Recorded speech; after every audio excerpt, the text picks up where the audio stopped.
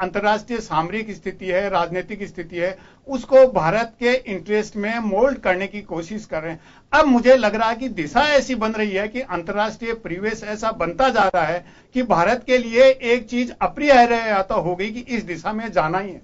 और जब भारत के सामने ये अपरिहार्यता बन रही है कि इस दिशा में जाना ही है, तो भारत की जो स्ट्रेटेजिक ऑटोनॉमी की बात हम प्रारंभ से ही करते रहे हैं, वो थोड़ी कमजोर होती मुझे नजर आ रही है। क्योंकि आज की स्थिति में भारत के सामने मुझे लगता है कि कोई विकल्प नहीं रहेगा कि भारत अमेरिका के नजदीक जाए, यहां तक कि अमेरिका के साथ अलायंस तक में भी जाना पड़ सकता है भारत को, जबकि दूसरे यूरोपियन देश हैं वो अमेरिका से दूर हट रहे हैं।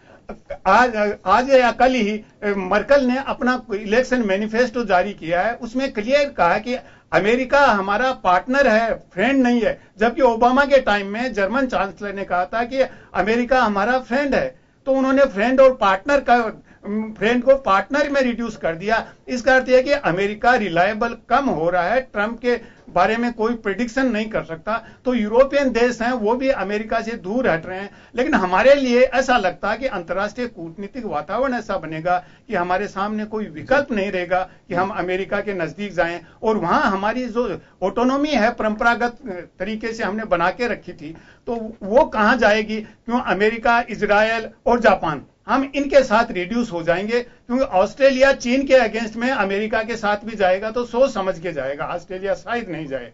तो ऐसी स्थिति में जो कूटनीतिक वातावरण बन रहा है, आज ही चीन के राष्ट्रपति हैं शी जिनपिंग, रशिया में हैं, 1200 बिलियन का वहां एग्रीमेंट कर रहे हैं, 20 एग्रीमेंट हो रहे हैं, और रशिया का सर्वोच्च सम्मान वो दे रहे हैं, उसको दे रहे हैं शी जिनपिंग को। तो जिस तरह का कूटनीतिक वातावरण बन रहा है, वो भारत के साथ दूसरे देशों को हम कैसे लें? तो इजराइल को तो ले लेंगे। तो यह बहुत बड़ी चुनौती हमारे सामने आ रही है कि भारत के सामने कोई अपरिहार्यता न हो कि इस दिशा में हमें जाना ही है।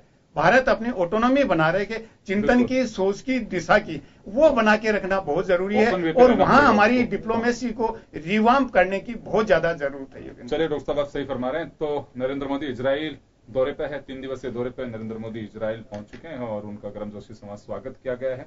चलिए छोटे से ब्रेक के लिए रुकेंगे, ब्रेक के बाद हम बात करेंगे मोदी के इस दौरे और अमित शाह के बयान को लेकर के। एक छोटे से ब्रेक के लिए रुकेंगे।